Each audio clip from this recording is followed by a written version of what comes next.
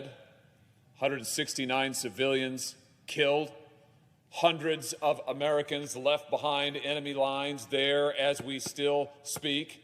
The greatest foreign policy crisis that this country has seen since Vietnam. And those aren't my words. Those are the words, the comparison of the members, the Democrat members of the committee, who repeatedly referenced today Vietnam, the fall of Saigon. That's the level of crisis that we're dealing with. And what accountability has there been for this crisis, Mr. President, for this debacle?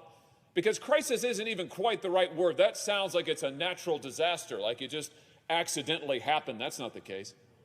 No, this is a debacle. This is a failure of leadership of the first order. And what accountability has there been for it? Who has resigned? Who has been fired? Who has been relieved of command? Nobody. What actions has the administration taken? None. What did Secretary Austin say today? He said, well, we'll take a hard look at ourselves and we'll ask some tough questions. Well, Mr. President, that is not nearly good enough. Americans are dead. Americans are stranded behind enemy lines. Our foreign policy is in a state of collapse. Our national security is in a state of collapse. Enemies around the world are watching what's happened in Afghanistan, are seeing an opportunity as the United States shows weakness and disarray and chaos. There must be accountability. Let me say something more about what we learned today, because we did learn quite a lot, and all of it is frightening. We learned that the President of the United States lied.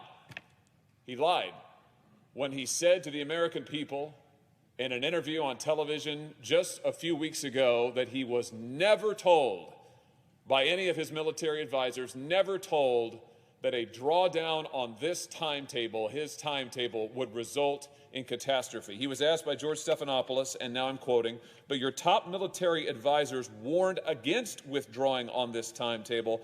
They wanted you to keep about 2,500 troops. President Biden, no, they didn't. Stephanopoulos, they didn't tell you that they wanted troops to stay? President Biden, no. Stephanopoulos, so no one told you, your military advisors did not tell you, no, we should just keep 2,500 troops? President Biden, no. No one said that to me that I can recall. Today we heard from General Milley and General McKenzie and Secretary Austin, who each of them said that they advised the president. It was their considered military judgment that the president's plans were mistaken. They advised against it. They advised him against it. And yet he said, no, no one ever told me. I'm not responsible. No one ever told me. We also learned this. We learned that the president lied when he said that he had no idea that the Taliban would take over the country in such a short time period.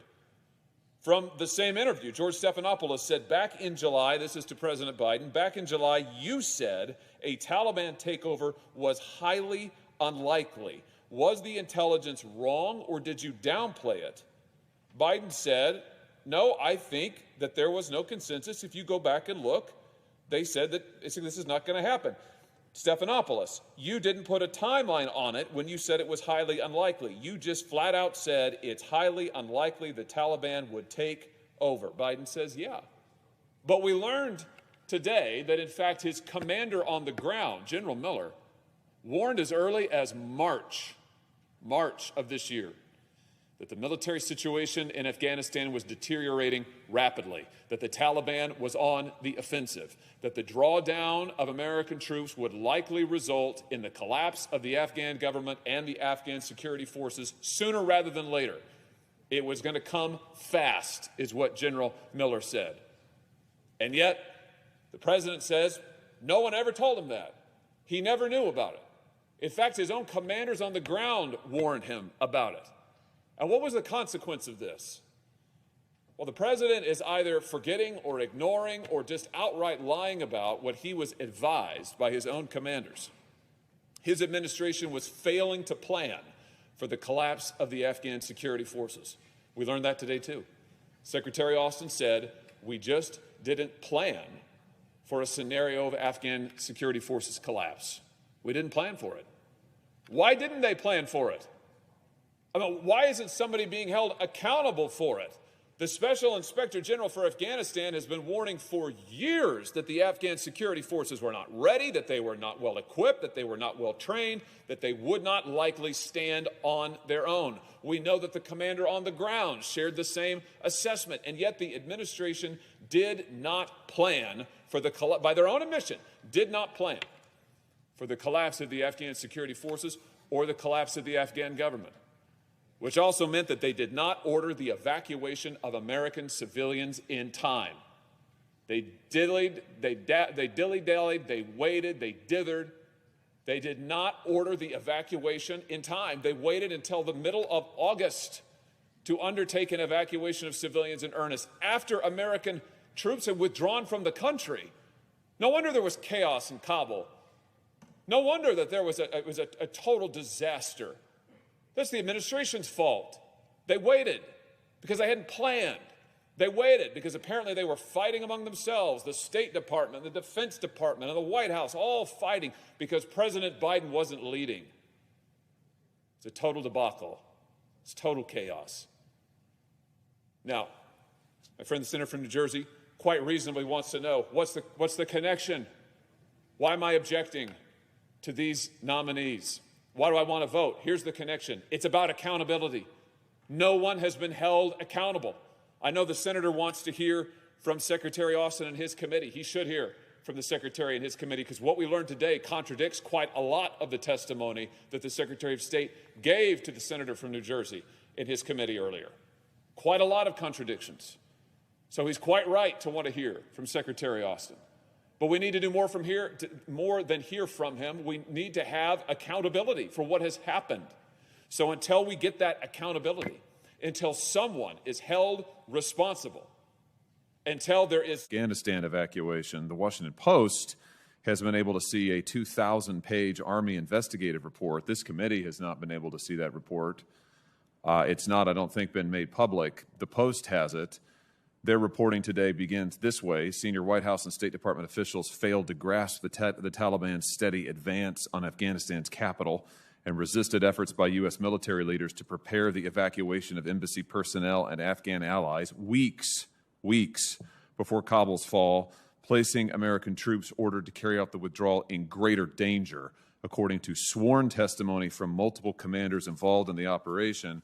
General Farrell Sullivan goes on to say in his sworn testimony, in my opinion, the National Security Council, it's at the White House, was not seriously planning for an evacuation. Now, this report is disturbing for all kinds of reasons, not the least of which is it seems to directly contradict testimony that this committee has heard from, among others, General Milley, who had said that there was no way to have planned for or have anticipated the fall of Kabul. There was no way to have anticipated that anything like this would happen. And in fact, what the Army report seems to say is that military commanders repeatedly and for weeks, if not months, warned the White House and other leadership that something like this was imminently foreseeable, there needed to be action taken, and the White House and the State Department did nothing. Here's my question to you. I understand this morning that now CENTCOM and OSD have taken possession of this 2,000-page report. If you're confirmed, will you commit to releasing that full report to this committee? Senator, I would defer to the Secretary of Defense and the Joint Staff on that. So that's a no. Senator, if it's within my authority to do so, I would. If confirmed. If confirmed, and if it's up to you, you would do it. Senator, I believe it is publicly available. If confirmed, do you commit to provide to this committee in a timely manner any other information requested about the withdrawal in Afghanistan, including intelligence reports, assessments, and other material that may be at CENTCOM? Senator, I will provide to the Secretary of Defense and the Joint Chiefs and oversight committees whatever is required. Okay, the last part is the only part I'm interested in, the oversight committee. You would provide to this committee intelligence reports, assessments, other information that we request on the withdrawal from Afghanistan. Senator, I will come before this committee and testify on those reports. That's not quite what I'm asking. I'm not asking about your testimony. I'm asking about you providing information that we directly request that may be held at CENTCOM. Would you commit to us, if you're confirmed, to providing for us information that may be held at CENTCOM regarding withdrawal from Afghanistan, intelligence reports, assessments, et cetera? If it's within my authority to release, I would, Senator. Great, thank you. And I just want to say for the record that this committee needs to have open public hearings on this report. We need to have open public hearings on what we've learned about what has happened in Afghanistan, and no more closed briefings behind closed doors that shut out the American public and the cameras that we see behind us. And frankly, this committee's scarce interest